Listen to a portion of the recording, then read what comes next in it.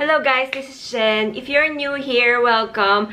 On this YouTube channel, I talk about beauty, I talk about travel, and I also talk about handbags. So if you're interested in those things, please be sure to subscribe to my channel.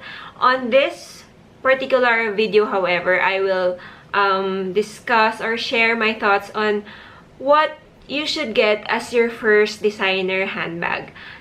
Okay, so let's start. If you're actually, ang prinsipyo ko sa buhay, every girl in this world should be entitled to at least one designer handbag. Napili ko tong designer handbag na to because out of all the bags that I have and I studied and I YouTubed, I think this is the most versatile and most timeless bag out of all the bags that I know. So, if you're looking for a designer handbag as for your first purchase, I would like to suggest you to get this handbag. This is the Louis Vuitton Speedy Bandolier in the size 25 in the Mere Ebene print. So, I just put a little friend here. His name is George's-san. After Prince George. We got this in London. So, very memorable and bagay siya dyan. Parang royal guard siya ng bag ko. Anyway, this is the bandolier version. And yung bandolier meaning it has a strap. And what I like about this bag is it's very carefree. You can toss it around and it will still look brand new. This bag in particular is already more than 1 year old. Later, I will discuss on the cons on this bag. And if you can get past by those cons, then probably this bag is also for you. Okay, what I like about this bag are 3 things. Number 1 is the size. This is the size 25. It has bigger. This is the smallest size that you can get. There are bigger sizes like 30, 35, and those travel luggages. So, this size is perfect for me because I can use it as an everyday bag. I can also make it as a formal bag if I can do so. Kasi mukha naman siyang briefcase or something like that. And then, the size is perfect for my frame. I also have the 30, which is a lot bigger. So, if I stand up, you can see that this is a lot bigger than the 25, which is perfect for my body frame. Also, for the size, since this is 25, even if marami kang ilagay, hindi siya ganun ka-heavy, but still manageable over the shoulder or as a crossbody. And then, even though sabi ko nga, 25 siya and it is the smallest, you can still pack a lot of things. So, mamaya, I can show you what can fit inside. And, yeah. So, for the size, that's it. The second thing that I like about this bag is the canvas. So, this is the Mere Ebene print. So, that means it's carefree. This bag has been with me in US, in Europe, and also in Thailand. But it still look brand new. So, umulan na siya, umaraw. Okay siya. Kasi weather resistant siya. Yeah. And yung print na to, since treated leather siya, it won't patina. Such as this one. So, hindi siya mag-change in color. And kahit madumi yung kamay mo, kahit hawakan mo siya, hindi mo naiisipin na madumi yung kamay mo kasi you can wipe it off. So, that's the second thing that I like. The third thing that I like is its versatility. Kasi ang dami niyang ways para dalhin. Meron siyang handheld. Pwede siyang over-the-shoulder short. So, parang ganyan. Later, I will also demonstrate probably. And then, the longer strap configuration as a shoulder bag and also as a crossbody. So, yun. So, comfortable siya dalhin. And, yun nga, kahit bumigat siya, okay pa rin siyang dalhin. And sobrang cute. So, I will show you how it will look like on my body frame. So, this is over the shoulder. It falls very comfortably right on my hip. And as a crossbody, it's like this.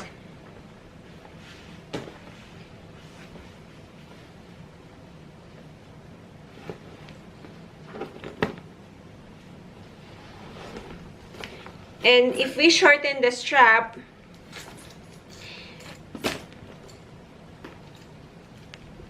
tatanggalin lang natin yung extra.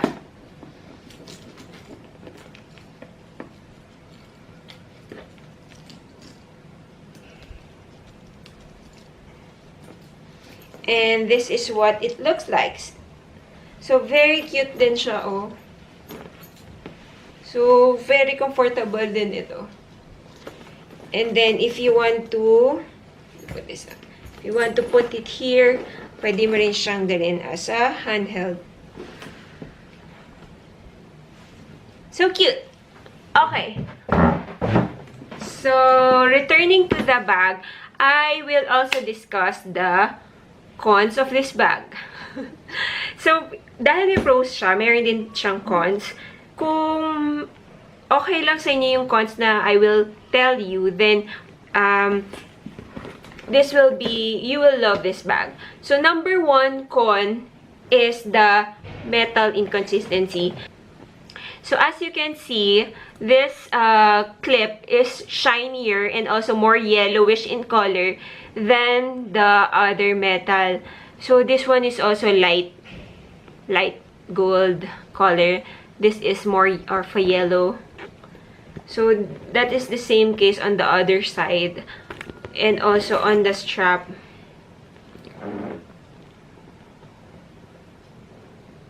So, hindi sila pare-pareho.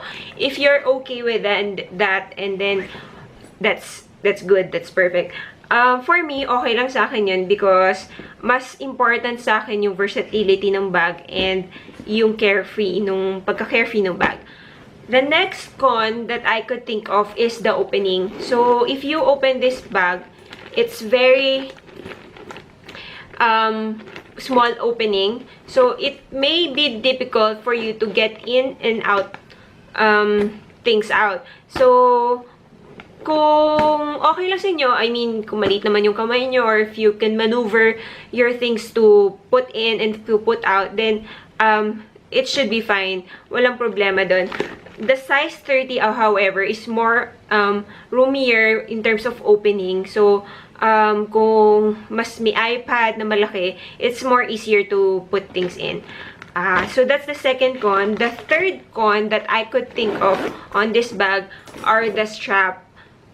Sa simula lang naman yun. So, ibig sabihin, nung first time na nakuha ko kasi itong bag na to, is that yung strap is hindi pa siya flexible. So, matigas siya. So, pag once na kinross body ko siya, it digs into my shoulders and it hurts. So, nung umpisa, ang comfortable lang sa akin is over the shoulder. But over time, siguro mga after 6 months or so of using this bag consistently, probably, recently nga parang everyday ko na siya gamit as an everyday bag. Pag lumambot na siya, it's very comfortable already. So, those are the cons that I could think of for this bag. And if you're okay with that, then this is perfect. This is timeless. So, every girl will love this bag. Especially if you have this cute bear. Now, I can share to you what can fit inside. So, you will know that it's very roomy, even though it's very small. Okay, let me share to you what can fit inside. First, I need to have my wallet. So, I'll place that in. I also need my makeup pouch. So, that goes inside. I can fit in a payong. So, this is an umbrella. This is a Fibrella umbrella. I can put a notebook. Reg, thank you for this notebook. pencil case or pens. I need to have my phone. I want to put my facial spray, my 6-key ring holder,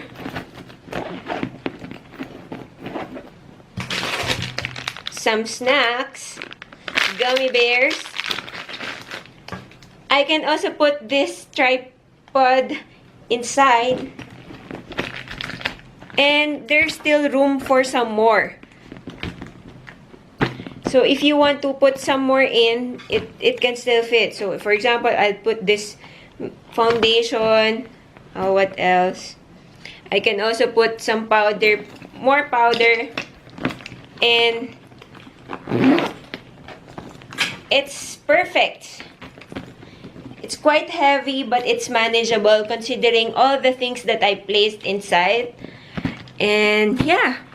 So guys, if you're hunting for your first designer purchase or first designer bag, I highly suggest that you consider this Louis Vuitton Speedy Bandolier. It's very convenient, very nice, and very classy as well.